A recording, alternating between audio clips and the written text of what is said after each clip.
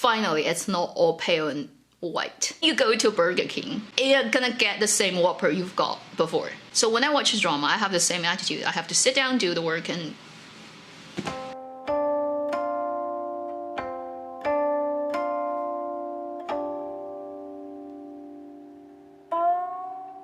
hello, you're watching Avenue X, where junkie and good storytelling shares their thoughts, knowledge, and occasional weird ideas on stories and how they're told. 与君初相识, The Blue Whisper, is a 44/22 episodes drama. Yeah, it's a bit weird. I'll talk about that later. That's being aired on the platform Youku. This is a period costume setting fantasy drama led by Ren Jialun and Di Li Zheba. Ever since it started shooting last year, from February to June, it's been on social media very actively. This drama is directed by Zhu Ruibing, who is the same director who directed Ashes of Love. It is written by the scriptwriter Li Jingling, who also wrote 上阳赋, Monarch Industry last year. It is produced by credited 3 companies: 华策克顿, 梦见森林, Youku. So Youku we already know, it airs on Youku. 华策克顿 is Crowtown Media that belongs to 华策. 华策 bought this company back in 2013. The best known drama in recent years that came out of this production company is 10 Miles of Peach Blossoms. And then 梦见森林 is a studio that's signed under this company, and this company has many studios. Now, talking about the 44 and 22 thing, so the entirety of the drama should be 44 episodes, but right now on Youku they only tell you they're gonna air the first half, the first part, 22 episodes on an announced schedule. They haven't said after episode 22 when they're gonna put out the second half. It could be immediately after, or it could be sometime later. Think about last year's One and Only and Forever and Ever. That's the same kind of situation where it really is the same thing. It just has 2 parts and then they air back to back. As I'm making this video, I've watched the first 8 episodes. Based on what I've seen, I'll give it a 1 gold mine, type of barely hitting 1 gold mine, you know, like 0.8 or 9. So I'll round it up to 1 gold mine. It's on the positive end, but then not very impressive to Avenue X, okay? Personal. Extremely personal. And let me introduce you very quickly to the story. This is based on an IP novel, as probably everybody knows. The original title of that novel is 寓交记, literally means the record of training a jiao, a fantastical creature that lives in the ocean in the mythology of China. In this drama, represented by Ren Jialun with a big fishtail. Although 鲛人, this type of existence, has different versions. You know, sometimes in certain versions they look more like a dragon, then some version more like fish. But anyway, water-based creature. And the drama called it 与君初相识, which literally means meeting you for the first time. I think they just came up and in with it. Then they picked the English title Blue Whisper, so clearly suggesting ocean. Kind of 3 different angles of looking at the story. That's it. That's the story about the female lead character played by Di Li Zheba training or trying to break, you know, like breaking a horse, the wild but magically powerful male lead. And it's a fantasy drama, so everybody is kind of gods and fairy level existence to start with. We don't see mere mortals. So you're gonna have all kinds of archetypical plot setup of fantasy drama, Chinese version, male and female lead. Love, hate, kill each other, love each other, lifetimes, blah, blah, blah. You know, like the world depends on us. It's probably gonna run through all the typical milestones of how these stories run. Now, let's talk about positive and negative. On the positive end, number 1, finally, it's not all pale and white, and they don't resolve to the white curtain look that we've gotten so used to and tired of Chinese fantasy dramas with leading actors look like they've just robbed a curtain shop. This drama has colors, okay? So I put it on the positive end, not because intrinsically it's good, just because it's different from too many other things that look boring. Although it still resolves to the classic hairstyle that you see in all kinds of period dramas. That's really not economic to film, just because some makeup artist would be standing next to the actor all the time, comb their hair so that they don't go out of whack. Like this kind of hair, you know, it's a mess. Like right now behind me, because I'm sitting on a chair, it's already all messed up with statics and I don't know. You just put your hair up would actually make your life much easier. But anyway, this drama has all the hair flowing look. They think it looks good. I think it looks boring, but that's just our personal opinion. So still put it on the positive end. It has color. Number 2, although this drama is still love relationship heavy, and it's actually really heavy dose in the first 6 episodes, you kind of get like multiple 3, 4 of leading roles, supporting roles, supporting roles, supporting roles, and then it kind of like already runs its course of a couple of relationships. So this is definitely a love romantic relationship heavy drama. But on the positive end of this is at least it's not stupid. I wouldn't say it's the greatest writing, but it makes sense. So if you dig all kinds of dynamics between a couple, this drama will have a high dosage of that right from the beginning for you. Then the third positive thing for Avenue X also derives from comparison. 全靠同行衬托 from 温客行 line. Totally depends on the other colleagues of this genre of drama's performance. In contrast, you become better. I'm talking about last year's that drama, and this year's this drama.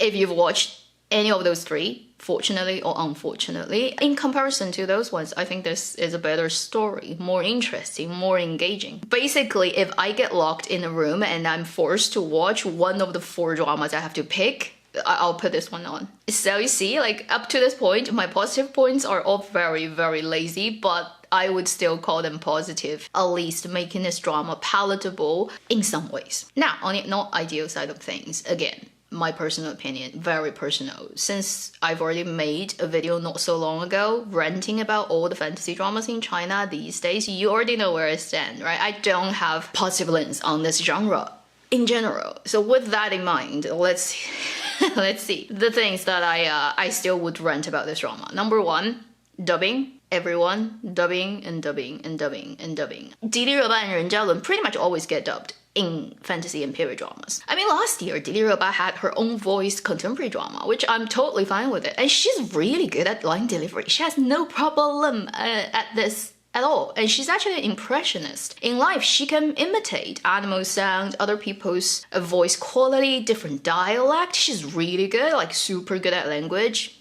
Her Mercury must be really, really strong in her chart. So I don't see why she needs to be dubbed. But anyway, she still gets dubbed. Ha. And then Ren Jialun always gets dubbed. Because if he doesn't get dubbed, it would crash for period drama. Because I'm so familiar with the people who usually dub them, it's not a big problem. But then I know it's not their voice. And then every time the dubbing sound comes out, it always just adds a layer of obstacle between audience and the actors' direct, communicative, emotional sort of exchange. Number 2, I've watched the drama up to episode 8, and although I can deal with the look of it, I still think a lot of important sets they've built look so fake. The cave that they caged the Jiao Ren, played by Ren Jialun, for example, I can totally tell that stone is made of foam. That is like a cloth carpet that had some fake moss put on it. And the lighting in that space, it's so setty, so much like on a fully controlled set where everything is fake, and it probably smells like shit because I've been working in those environments before. I can tell you this type of built set smells horrible, stinks and hot as hell.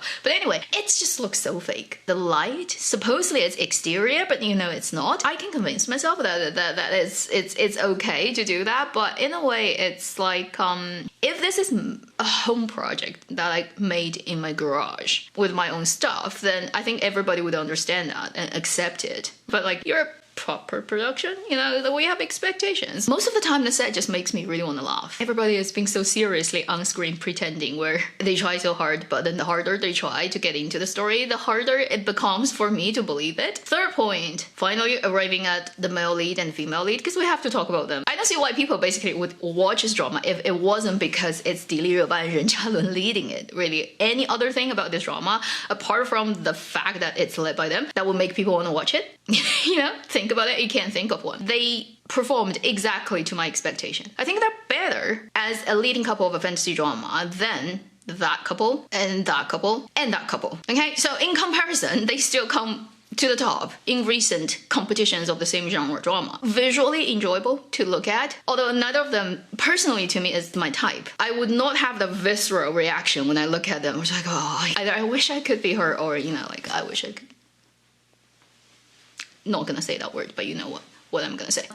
Straight woman's angle. I don't have that lens there. So I have like almost completely emotionally silent and biologically non-reactive angle of coming into this drama, and I would still say they perform better than the other couples. But that's about it. I wouldn't 100% say it's all on them because the script is like that, and with that kind of script there's a limited level of things you can do, and pretty much all the plot happens is very within your expectation. If you've watched a lot of Didi Raba's previous period dramas, this drama she is exactly like what she's been before, and if you've watched a lot of Ren Jialun's previous period dramas, he is pretty much exactly like what he was in other dramas too. If in a scene they need to perform anger, they would perform the anger that you've seen them performing 10 times before under different scenarios, different character names. If you've watched their previous work, your brain would already tell you how they would act and they will follow it exactly. You go to Burger King, you're gonna get the same Whopper you've got before. This drama, their characters, is there anything worth digging? Is there anything that's unique, leaving you like with a strong impression for a long time for this particular character you play in this drama, different from others?